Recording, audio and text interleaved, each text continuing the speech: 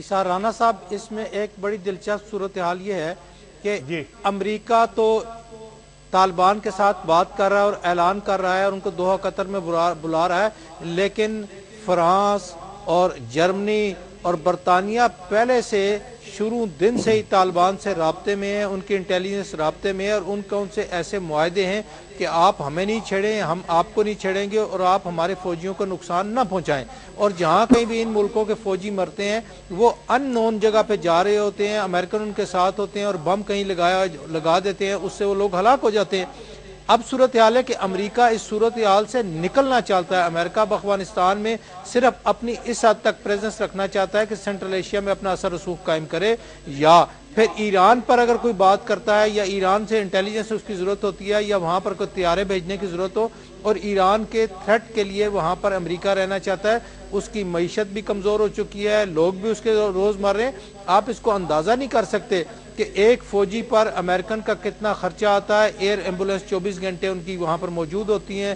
سمندر میں ان کے طیارے کھڑے ہیں، کتنے وہ ویجیلنٹ ہیں، کتنے ان کے اخراجات ہیں۔ لہٰذا امریکہ اپنی معاشی بدحالی سے، مزید بدحالی سے بچنے کے لیے وہاں سے نکلنا چاہتا ہے۔ پاکستان، ایران اور افغانستان کی میٹنگ کی اصل وجہ یہی ہے کہ جب یہاں سے امریکہ چلا جائے گا، اتحادی چلے جائیں گے، تو پھر ہمارا کیا صورتحال ہوگی۔ ایک تو یہ ہے، بریگیڈیئر صاحب دوسری صورتحال ہے کہ وہاں پر ابھی یہ اطلاع تھی کہ ایک جزوی سپلائی جو ہے نیٹو کنٹینرز کی کھول دی گئی ہے، تو کیا آپ سمجھتے ہیں کہ کرزئی کے آنے سے پہلے نیٹو سپلائی کھولنے کا دراصل مقصد یہ ہے کہ پاکستان یہ جیسچر دینا چاہتا ہے کہ وہ افغانستان کی نہ صرف مدد کرنا چاہتا ہے بلکہ اس کی بحالی کے اندر جو ہے وہ اپنا کردار ادا کرنا چاہتا ہے؟ لیکن کیا آپ سمجھتے ہیں کہ یہ جو کنٹینرز کھولے گئے ہیں، ان کی بحالی کھولی گئی ہے، اس سے براہ راست افغان عوام کو کوئی فائدہ ہوگا؟ دیکھیے رانا صاحب، پہلے ہمیں ایک بات سمجھنی چاہیے۔ میں یہ سمجھتا ہوں کہ یہ جو ایئر کوریڈور جو ہم نے اپنی ایئر سپیس کو دیا ہوا تھا فیسلٹی یو ایس اور نیٹو فورسز کو، یہ تو ایئر سپیس فیسلٹی تو کبھی ہم نے وڈرا ہی نہیں کی تھی۔ صحیح، جو چیز وڈرا کی تھی وہ تو لینڈ روٹ تھا، وایا چمن اور وایا تورخم،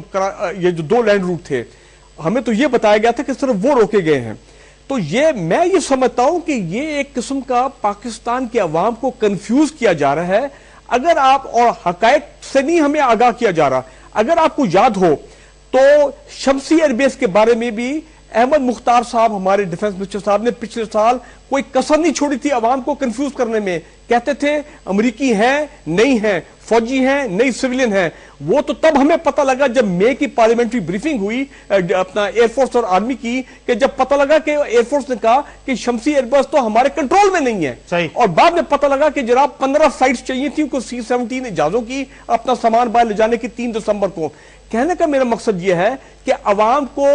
صحیح بات بتائی جائے۔ میری اسسمنٹ میں یہ ایک کوشش کی جا رہی ہے کہ عوام کو کنڈیشن کیا جائے، مینٹلی تیار کیا جائے کہ اب ہم مارچ میں جو ہم سن رہے ہیں کہ وہ نیٹو گراؤنڈ سپلائی جو ان کو کھول دیں گے۔ اور بات یہ ہے کہ 30 نومبر کو مختار صاحب کا یہ بڑی امپورٹنٹ سٹیٹمنٹ تھی کہ جب تک پاکستان کو ساتھ فارمل اپالوجی نہیں ہوگی ہم نیٹو لینڈ سپلائیز کو لینڈ روٹ کو نہیں کھولیں گے۔ سمجھتے ہیں کہ اب پاکستان کو کسی معذرت کی ضرورت نہیں رہی؟ نہیں، یہ تو غلط بات ہے۔ دیکھیں نا، یہ تو یہی تو ہم کمپرومائز کرتے ہیں، یہی تو پرابلم ہے اس گورنمنٹ کے ساتھ کہ یہ کمپرومائز کر جاتی ہے۔ امریکیوں کے ساتھ اندر خانے کچھ بات کرتے ہیں، پاکستان کے عوام کو کوئی اور سٹوری بتاتے ہیں۔ رسول بخش رئیس صاحب، آپ کیا سمجھتے ہیں کہ نیٹو سپلائی تو کھلنی تھی، یہ تو پاسبل ہی نہیں تھا کہ ہمیشہ کے لیے بند ہو جائے، تو کوئی ایک دن تو کوئی ایک وقت تو تھا کہ اس نے کھلنی تھی، تو کیا یہ وہ وقت ہے کہ جب نیٹو سپلائی کھول دی جائے، افغانستان سے بھی مذاکرات کے دروازے کھول دیے جائیں اور اسی ریجن کو تھوڑا سا جو ہے وہ مثبت سمت لے جایا جائے؟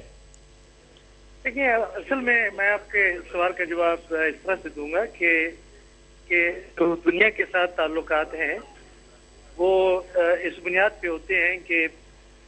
وہ ہم سے کیا فائدہ لیتے ہیں، ہم ان سے کیا فائدہ لے رہے ہیں، اور ان کو دیکھا جاتا ہے کہ کسی عمل میں جو ہم کوئی کرتے ہیں یا کوئی قدم ہم اٹھاتے ہیں، کوئی فیصلہ کرتے ہیں، کوئی پالیسی بناتے ہیں،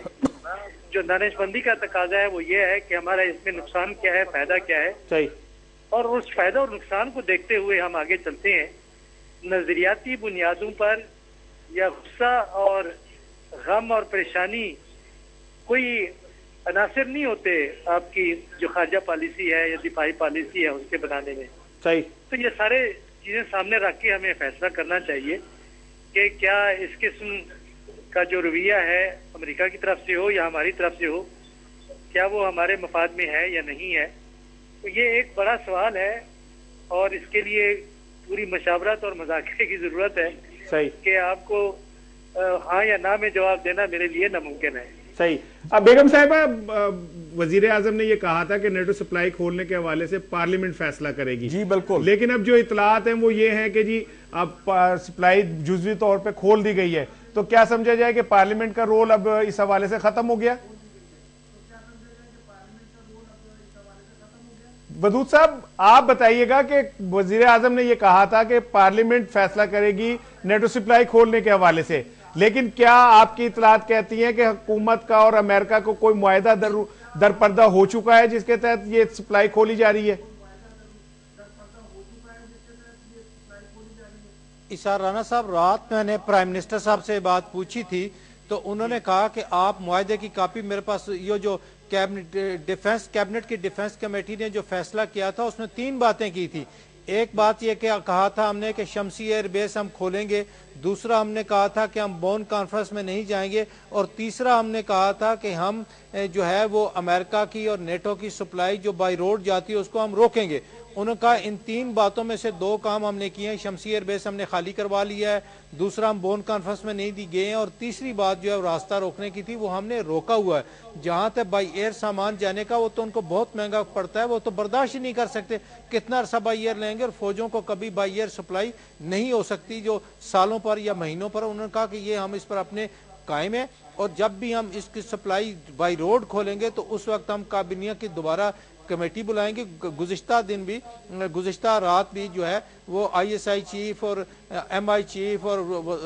خارجہ کی وزیر خارجہ اور ہمارے تمام حضرات سوائے اپوزیشن کے لوگوں کے، ان کی میٹنگ جو ہے پرائم منسٹر ہاؤس میں، انہوں نے کہا ہم نے اس کو سارے سلسلے کو ریویو کیا ہے، اس کو دیکھا ہے، اور اس حوالے سے ہم نے، چونکہ 2 حکمران بھی آ رہے ہیں تو ہم نے ان سے کیا بات کرنی ہے، ساری باتیں ہم نے دوبارہ غور کی ہے. میں تو آپ سے یہ پوچھ رہا ہوں، اپنی بات پر قائم ان کا یہی کہنا ہے. میں آپ سے یہ پوچھ رہا ہوں کہ آپ کے پاس کیا اطلاعات ہیں کہ کیا کوئی معاہدہ ہو چکا ہے، خاموش معاہدہ، اور حکومت جو ہے عوام کے پریشر کی وجہ سے ابھی فی الحال سامنے نہیں لانا چاہتی؟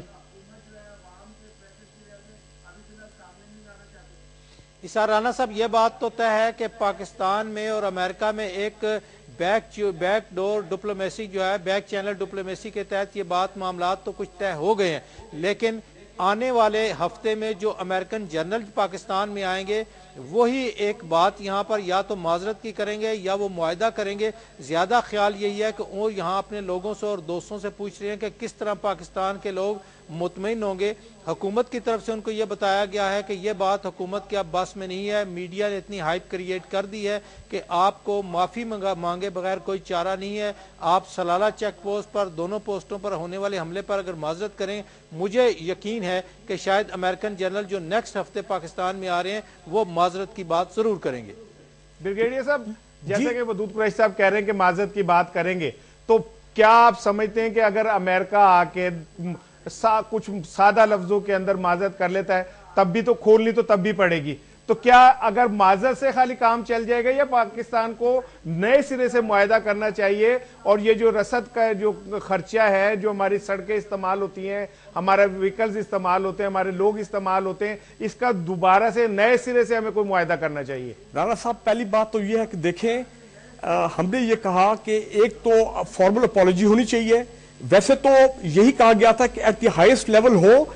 تو پھر وہ ظاہری بات ہے پاکستان کے عوام کو وہ زیادہ قابل قبول ہوگے. لیکن اب کیونکہ یہ الیکشن ایئر ہے امریکہ میں، اب ہمیں یہ بھی بتایا جا رہا ہے کہ الیکشن ایئر ہے وہاں پہ، تو ہم پریزیڈنٹ اوباما کو ایمبیرس نہیں کرنا چاہتے کہ وہ پاکستان سے ایٹ ہز اون وہ جو ہے اپنی لیول پہ اپالوجی کریں. اور دوسری بات ہے، اگر آپ کو یاد ہے، پاکستان آرمی نے سلالہ کی جو امریکہ کی انکوائری ہے نیٹو کی، اس کو ریجیکٹ کیا ہے، اور ہم نے یہ بھی کہا کہ وہ تمام لوگ جو سلالہ کے حملے میں شامل تھے، جنہوں نے پلان کیا ایکسیکیوٹو، ان کے خلاف کارروائی کی جائے. تو مجھے یہ بتائیں کہ اگر امریکن جو سینٹ کام جنرل آ کے اپولوجائز کر لیتا ہے، ان لوگوں کے خلاف کارروائی کوئی نہیں ہوتی ہے، تو کہاں گیا پاکستان کا، ہم جو کہتے ہیں کہ ہمارا قومی وقار، ہمارا قومی جو وہ ہے رسپیکٹ، وہ کدھر گیا؟ دوسری بات یہ ہے کہ کہ پاکستان کی پارلیمنٹ کی جو ہماری پارلیمنٹری کمیٹی اور قومی سلامتی نیشنل سیکورٹی پہ انہوں نے بڑی محنت کے بعد 35-40 اچھی ریکمنڈیشنز تیار کیے ہیں کہ امریکہ کے ساتھ آئندہ ہمارے ٹرمز آف انگیجمنٹ، ہمارے رولز آف انگیجمنٹ کیا ہوں گے، اور یہ ہمیں بتایا گیا تھا کہ یہ تمام جو ریکمنڈیشنز ہیں ان کی پارلیمنٹ میں اس کی ڈیبیٹ ہوگا. اس ڈیبیٹ کے بعد جو پارلیمنٹ فیصلہ کرے گی وہی پوری پاکستان کے عوام کو قابل قبول ہوگا، including obviously the security establishment. اب مجھے یہ بتائیں اگر ڈیبیٹ نہیں ہوا ہے، وہ ریکمنڈیشن تو پرائم منسٹر صاحب کہتے ہیں میں نے اب تک دیکھی نہیں ہے، حالانکہ ریکمنڈیشن تیار کیے تقریباً 1 مہینہ ہو گیا ہے، اور ان ریکمنڈیشن میں یہ بھی بات کی گئی ہے کہ نیٹو سپلائز اگر فی الحال اگر کبھی کھولنی پڑے، لینڈ روٹ کی بات ہے، تو کم از کم کنٹینرز اور ٹینکرز جو ہیں جو تقریباً 4000 سے 5000 ہر مہینے پاکستان کے ذریعے جاتے ہیں، تو بھائی ان پہ کوئی ٹیرف ہونا چاہیے $1000-2000، تاکہ ہمارا جو کمیونیکیشن کا انفراسٹرکچر کا نقصان ہو رہا ہے، جو اور ہمارے نقصانات ہو رہے ہیں، وہ تو ہمیں کمپنسیشن ملنی چاہیے. بالکل ٹھیک.